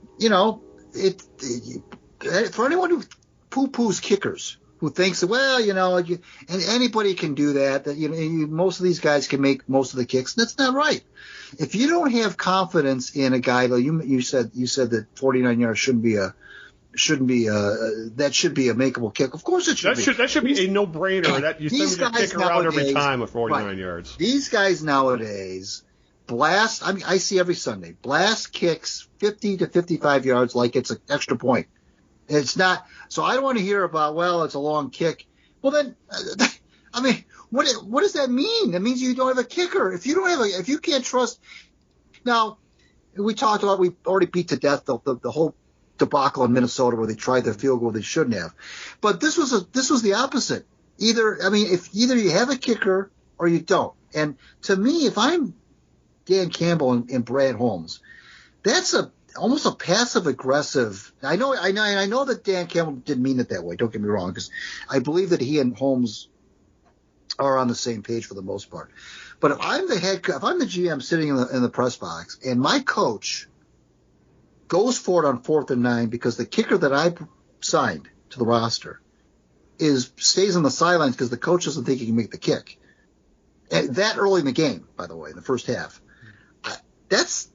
to me that's a kind of a slap at the GM. It's like you didn't give me a kicker.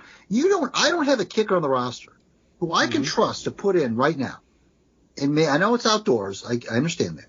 They can make a kick right now. At that juncture, even a missed kick, Al, isn't going to be the end of the world. But to go for it on 4th and 9 because you're afraid of the kicker, and then, let's face it, I don't know why else he would have gone for it. Right. It's just that's not a good look for the GM. It's not a good look for the guy who's building the roster. It's like a baseball manager. His GM acquires a closer at the trade deadline. And then when you have a closing situation, and the manager doesn't bring the new guy in because he doesn't trust the new guy. I mean, it's the same scenario. I just thought that was very telling. Now, I'm sure Dan Campbell didn't necessarily mean it that way because with him you don't even know what's going on in his head. Right. Yeah. But it just did look good to me. Yeah. Oh, definitely, and I guess that kind of leads into first off, when people talk about the Lions are starting from such a horrible place and this might take a long time to fix. We don't have to look back that far to Jim Schwartz era. He took over an 0-16 team. Year 2, he won 6 games. Year 3, he won 10 and made the playoffs. Obviously, he kind of went off the rails after that, but to say that, because I've seen some fans say, this is a horrible situation. Yes, it was. It was a bad situation they walked into. But in the NFL, there shouldn't be no such thing as a long-term rebuild where you're not competitive for a playoff spot for 5 years. Right. I'm not saying, next year this team's competing for the Super Bowl, but next year this team needs to be competing for the goddamn playoffs. And they should be without a doubt. And if they aren't, if they're scratching along next year, much like they are right now, both Campbell and Holmes' jobs should be on the line. If you ask me, at least I got to give the Lions credit for one thing. For decades, especially when we were younger, Greg, William Clay Ford never was afraid to fire anybody, which is why we ended up with like 8 years of Wayne Fonts and 7 years of Monty Clark, even though these guys had below 500 records overall.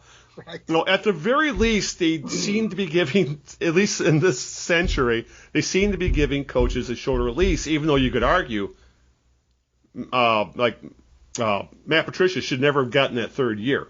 He should have been fired after year 2. Yeah. You could, same with Rod Marinelli, for example. Rod Marinelli should have never gotten a third year.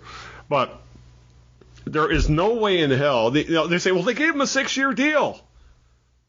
So they're billionaires. If this isn't working out, you just don't drag it out because he's under contract. This is the NFL, and if we're having a discussion similar to this next year, Greg, and we reached the bye week, the Lions only have a couple wins, don't look competitive, looks like the playoffs are going to be a long shot at best.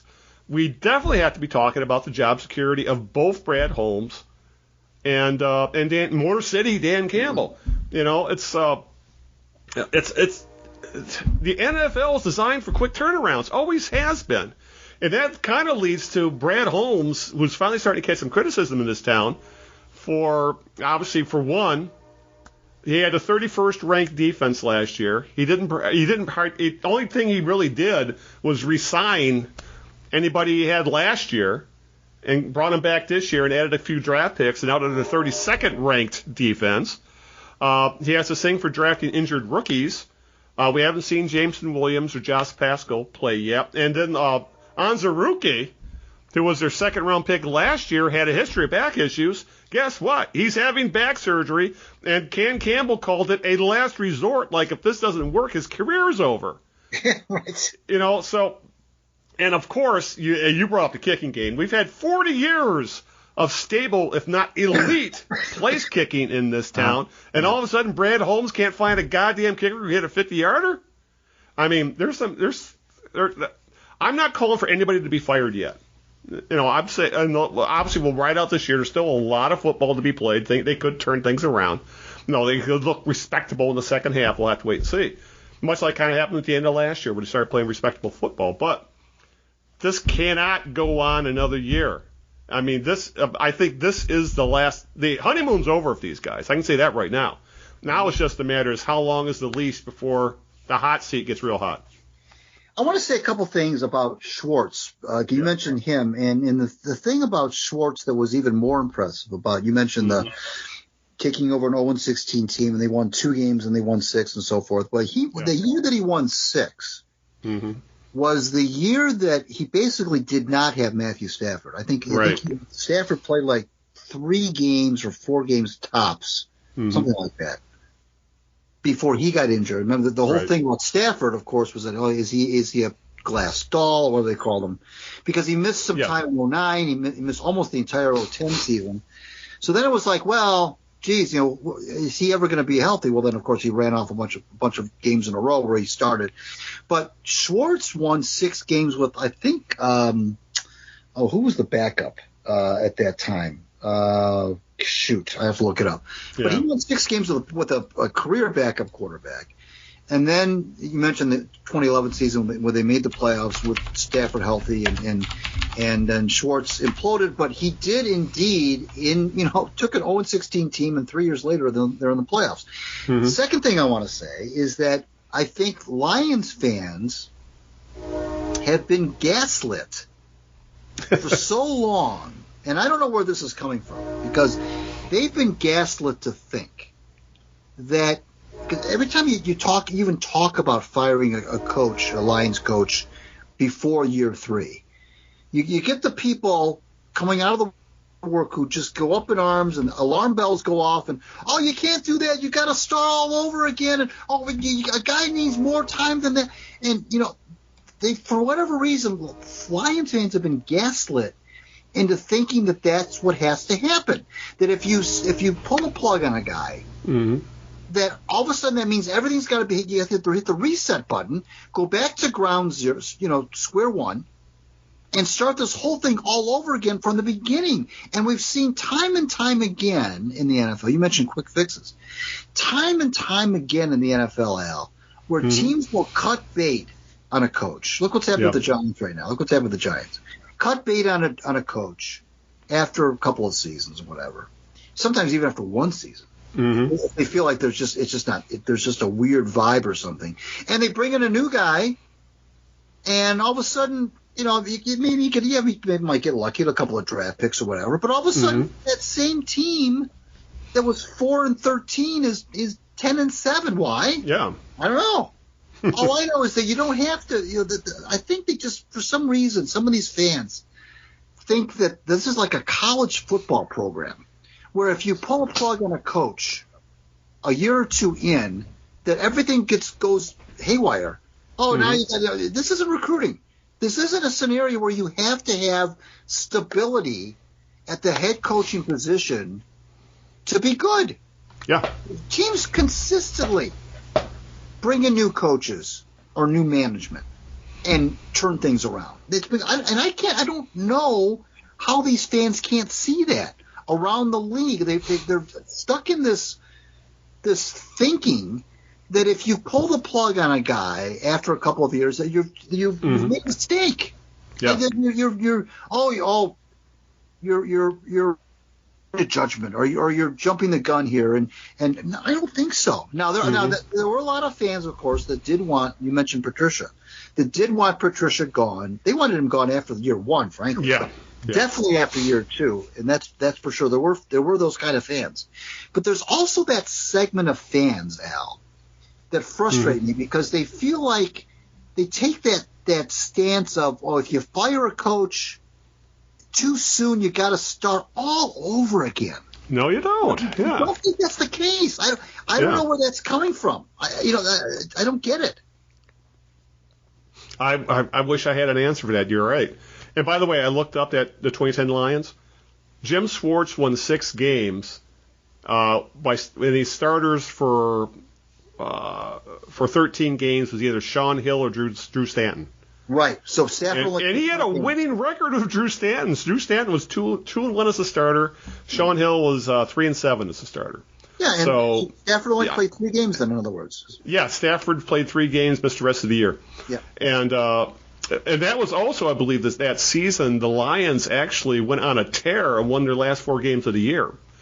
You're right. With Sean Hill under center. You're absolutely Stanton and Hill under center. So, and then that led up to the next year where they actually made the playoffs, but then they had that god awful performance in New Orleans. I think Al, they ran off like 8 consecutive regular season wins. They won the last 4 of that year, and like the first 4 of the year after that. I think they won like 8 games in a row in the regular season. And actually, it's more than that. They won the first 5 games of 2011. First 5, yeah. First 5, wow. Yep. And then the wheels came off again until they got hot at the end of the year, got them into the playoffs, and we all know what happened in New Orleans. So, right. But yeah, it's I'm with you that I kind of bought into Jan Campbell more than you did. Obviously, we've talked about this, but the bloom is definitely starting to come off the rose just because he keeps making the same bad decisions over and over and over, and then with Brad Holmes, it's like. This was a bad defense, and you did literally nothing to improve it. Now it's pretty much worse. And then there's also the draft pick issues. He's hit on some draft picks. With Malcolm Rodriguez was like he's going to be a keeper as a 6th-round pick. St. Brown's looks like a keeper as a 4th-round pick. But like the 1st-round picks for the most part are no-brainers. It's what you do later. Those 2nd-round picks and 3rd-round picks are kind of killing the Lions right now. So again, we'll just have to wait and see. But I think. We're both in agreement that I think that they get this year, unless the wheels completely fall off, I think they do get that 3rd year. I'm just curious, who gets the Ziggy first, Holmes or Motor City Dan Campbell? And I guess that's the other one. The one other thing that kind of bothered me is why did the Lions hire the head coach first and then hire the GM? I still don't know why that happened, but that's just me. Anyway, we need to start wrapping this up because we got a late start on this podcast today. So I'm sure Greg's got a hot toddy waiting for him, and he's got to go to bed. So, but anyway, who's your jerk of the week? Well, my jerk, keeping with the football theme, is the NFL because these Thursday night games that they've been presenting to the fans for their viewing pleasure. Have been, well, first of all, I guess my beef is with Thursday night games to begin with. I think they've lost a lot of their luster. I don't need to see football on Thursday night. I don't know about you. I mean, I'm sure there's a lot of fans who'd like that. I don't particularly find them very compelling. I don't like the fact that the teams have to play on short weeks. If they could do it where maybe the teams that play you do one of two things. Either teams that are coming off a bye play on Thursdays, giving them time off, or at the very least, maybe give them a bye week. I don't know, something, give them some more time to either prepare or recover, one of the two. But these games on Thursday night, first of all, the matchups haven't been all that exciting. Yeah. I just think it's lost its allure. I think they took a kind of football on Thursdays was Thanksgiving, of course. That was kind of what Thursday football was all about. And that was like a special occasion, and that you didn't see Thursday games, of course, for the rest of the year. Now they started, I don't know how many years ago, they started rolling in Thursday night regular season games that were not Thanksgiving. And then that became, and then even then I don't think they did it every Thursday. I think they just kind of, maybe like the opening week, they featured two teams, that were in the Super Bowl or something on that Thursday night, or at least the Super Bowl winner would play on Thursday night. Right. And so, okay, fine. But I don't need NFL football every Thursday. I just don't. And I just think that the quality of the game, especially now, why you're asking teams to play, on short rest, when we all know how many, just horrific injuries have been happening, and continue to happen, and will continue to happen as the game as the players continue to get faster and stronger and bigger. These injuries that we're seeing are not going to go away. This is not some sort of like little trend that we're seeing. These injuries are here to stay, and I mean these big time injuries. And I just don't know what's going through I'm surprised the Players Association hasn't pushed back. They've already added the 17th game, which I didn't like either. But I don't know why the Players Association hasn't pushed back on these Thursday games. I'm sure there's some sort of money component here. I understand that. Yeah, gotta be. It's a prime time game and so forth, and there's more money to be had by the teams if you play these games and so forth, and it's a national TV audience. A lot of times it's the only time some teams will get national TV exposure. But I'm just thinking about the well-being of the player. The biggest assets of the NFL are the players. The NFL is the players, exactly. I don't know why the players are putting up with these Thursday night games. I really don't. At the very least, these Thursday night games should be between teams who are coming off a bye week. So in other words, they haven't played for 11 days, for example. They play on Sunday, get the following Sunday off as a bye, and then they play on Thursday. Maybe I could get along. I could get on board with that. But asking these teams to play on short rest consistently when there's injuries happening all over the field on any given Sunday, it's just nuts to me. Well, I guess get used to it, because I saw today that Amazon wants to have a Black Friday NFL game. So there'll be a game on the day after Thanksgiving now. So right. Again, short weeks, money grabs. I know, I'm with you. That's why I remember Lions fans were all upset. Oh my God, they don't get a primetime game. They don't have a Thursday game. They don't have a game in London or whatever. But having a game, the Lions have only one short week. That's the Thanksgiving day, which they're used to. They prepare for. At the very least, the Lions play every Sunday at 1 o'clock. They have a full week. They have a full week to recover. Have a full week to prepare. And it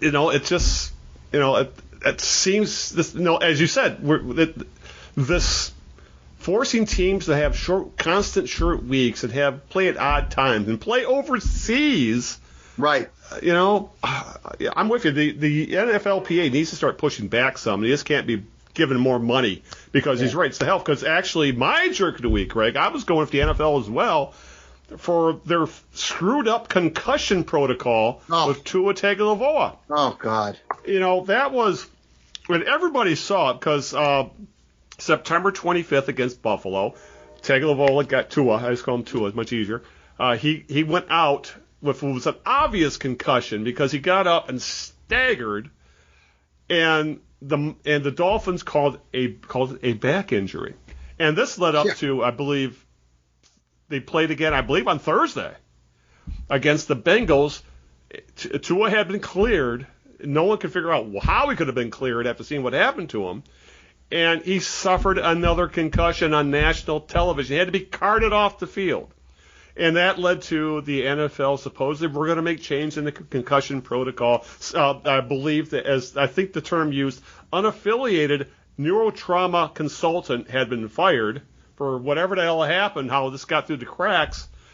But this was an absolute mess, and this again falls on both the NFL and the NFLPA for allowing the concussion protocol to be so bad or screwed up or whatever, to literally risk the career and life of Tua Tagovailoa. Right. Because, we saw that here in Detroit with Javid Best. He suffered 2 concussions at Cal, never played again for Cal. After right. he suffered a horrific one where he hurdled someone, literally landed on his head, and he was convulsing on the field. And that was his last play at Cal. Then the Lions took him. And then in his second season, he suffered a concussion in preseason. Then he suffered another concussion, I think, in game 3 or 4, and he never played football again. Right. And football's been like that for years, and they've supposedly gotten better about player safety. But they're adding a 17th game. The playing on Thursday nights and Friday nights and Monday nights and Sunday, the schedule being all over the place in short weeks. And now the screwed up concussion protocol, which essentially is designed, I think, to get players on the field as fast as possible. Right. It's the NFL. I hate being a fan of this league because it treats the players literally like meat. And once that meat goes rotten, that meat goes bad, that meat gets hurt. They're thrown out in the street and replaced with a fresher piece of meat. It's horrible. Yeah, that's a great one. The fact that players don't have huge guaranteed contracts, the fact that players have the shortest career of any professional sport, yet have the worst contracts. And then we got the concussion protocol. I could just go on and on about. It's horrible. So, yeah, I think we're both in agreement. Our jerk of the week is the NFL for numerous reasons. And unfortunately, Greg, I see very little of this changing unless they finally start getting some pushback from the players, which means a strike or boycotts or something. And those never go well either. So the NFL's got I could have gone on with Daniel Snyder, what's going on with him. There might be the owners are now talking about throwing him out of the league, deservedly so, if you ask me. But the fact that it's even the fact that the NFL owners have not thrown Daniel Snyder out of the league, much like the NBA finally did with who was the racist owner with the Clippers? If you remember Sterling? what I'm talking. Donald Sterling, exactly. Because Snyder has a sordid, ugly history as an NFL owner. Yeah. And the fact that they haven't tossed him out of the league yet says volume about the league in general. When Daniel Snyder makes mostly horrid billionaires look good in comparison, that says volume. So, yeah, my jerk of the week is, again, much like you, the NFL for just being a horrible business, and it's hurting players more than anything else. All right. That's a great with that, we're both in agreement there, and this is the sort of stuff we have to just put in the little back of our minds and try to shove into the corner when we're enjoying the games on Sunday. Yeah. Anyway, Greg, why don't you get out the thank yous and what fors and what we may have coming up? Sure.